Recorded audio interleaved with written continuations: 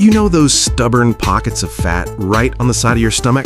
The ones that bulge over your waistband just enough to make you self-conscious in a t-shirt? We call them love handles, but let's be honest, there's nothing lovable about them. Most people try everything to get rid of them. Starve themselves, kill themselves with cardio, do 1,000 side crunches, and when nothing works, they blame their genetics or age. But here's the truth.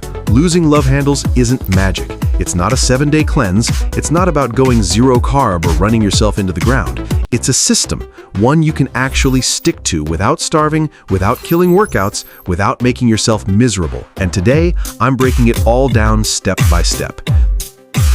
The real way to lose love handles without starving. Let's build. Before we burn them off, let's understand how they showed up in the first place. Love handles are just fat, specifically fat stored around your waist and lower back, and they come from eating more calories than your body needs.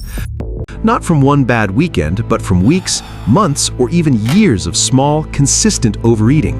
Your body doesn't waste energy. When you eat more than it needs, it stores the extra. And for most people, that storage goes straight to the midsection. Why? Because it's safe.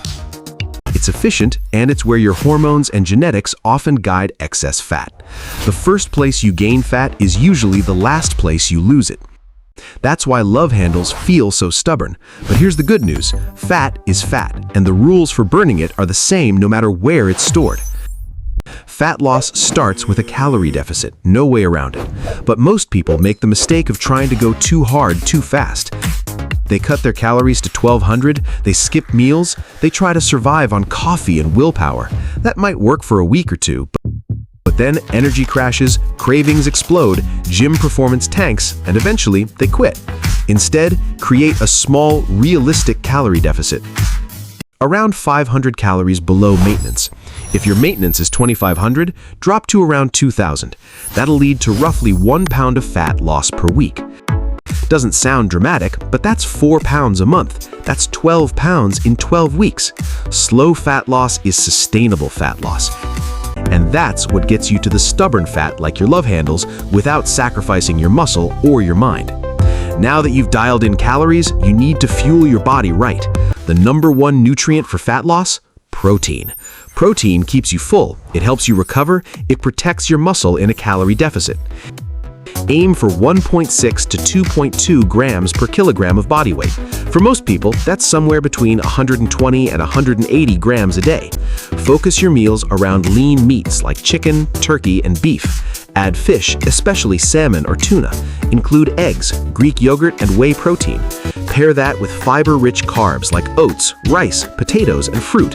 And don't fear fats. Avocados, nuts, olive oil, those all fit. The goal isn't to eat like a monk, it's to eat like someone with a plan. Let's talk about one of the easiest, most underrated fat loss tools available. Walking. Walking burns calories, it lowers stress, it doesn't fry your recovery, and you can do it literally anywhere. Start by tracking your daily steps. If you're averaging 3 to 4K, try bumping that to 6 to 8K. Eventually, aim for 8 to 10K per day. That alone can increase your weekly calorie burn by hundreds without you even noticing. You don't need to run, you don't need a treadmill, just walk. Here's a mistake most people make when trying to get lean. They forget about lifting. Lifting weights is what preserves muscle. And muscle is what gives your body shape. You don't just want to lose weight, you want to reveal a better shape underneath. Focus on compound lifts. Squats, deadlifts, presses, and rows. Train 3 to 5 days a week. Hit every major muscle group. Keep your workouts focused and challenging.